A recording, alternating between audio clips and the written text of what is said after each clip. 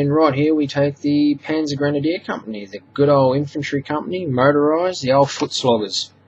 Once again, very good list. I like this list a lot. This list's quite I would say, it's kind of a funny list, this one, because you've got offensive rules, but it's a defensive list, if that makes sense. Like you're always attacking, but this list is very defensive. I mean, you got all these Panzer Grenadier companies, which are all MG teams. You got all these heavy machine guns. You got all the anti-tank and like Pack 40s and stuff like that. And you've got the artillery, which is those little crappy infantry gun platoons, the little 75 gig things. I think this list would be the most challenging to run out of this book, but still a very good list. Once again, reluctant train.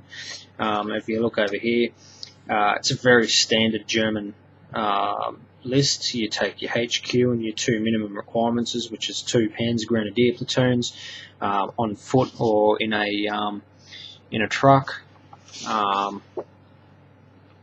they are. There, it's pretty simple stuff. It's just Panzerfaust with MGs, which is quite nice. 3 shots or 2 if you're pinned.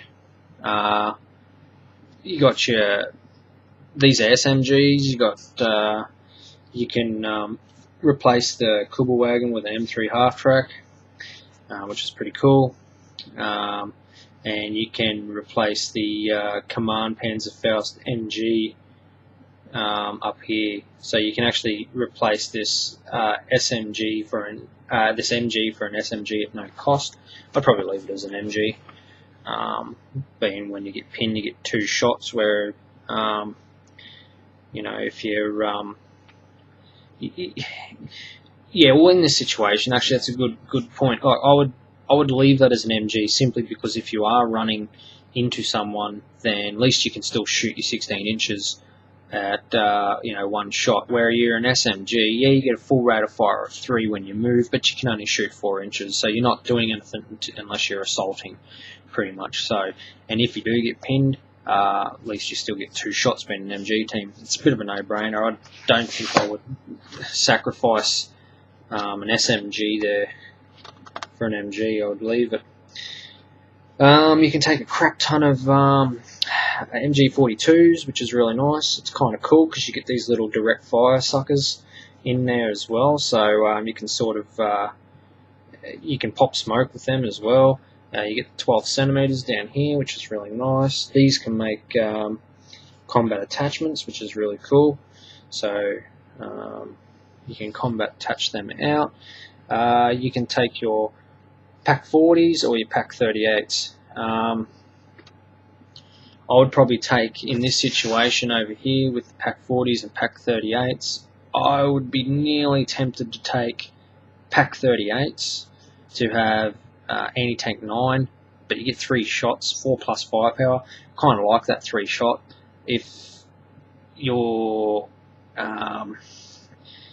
it's just, I don't know, I just really like, and being anti-tank 9, if you're going to get assaulted and at least you can punch most of the side armor at anti-tank 9. So and these little 7.5 Pack 50 infantry guns here. These little I don't think they do much. The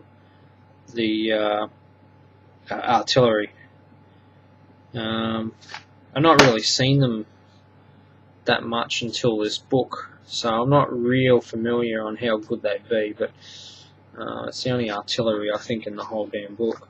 You can take the good old Martyr. You can take 2 Martyrs for 85 points. Martyrs are awesome. I really like Martyrs. Basically, it's a mobile Pack 40. It's very, I don't know, just a good call. 85 points for 2 Pack 40s that are mobile. Suits me. They've got no armor or anything like that, but you ambush them or something like that, they're going to be pretty devastating. You got old Stug. You get 3 Stugs for under 200 points, which is just just a bargain. You can't give them any tank riders or anything, or tank escorts or any of that sort of stuff, but at least you got Stubbs for under 200 points. And then we just get to the arsenal, and that's pretty much the German lists in Blood Guts and Glory. It just runs through like a standard German arsenal, like all the arsenals out of these books. Yeah, so that's it. That's the Germans out of Blood Guts. If you get to here, you've got how to paint the Germans, standard grenadier colours. You got some colour recommendations for some of the armour. You've got some pretty funky camo patterns up here. This ambush camouflage that was used on some of the Panthers gives you a bit of a foliage camouflage layout on how to do it, and gives you some like a basic clump foliage version. And then here you get like let's see if I can make that focus in for you. Here you get like a really intricate advanced foliage section. It looks quite realistic, looks quite good. I think it looks better than the clump. I don't think I'd be going putting a clump on them everywhere, but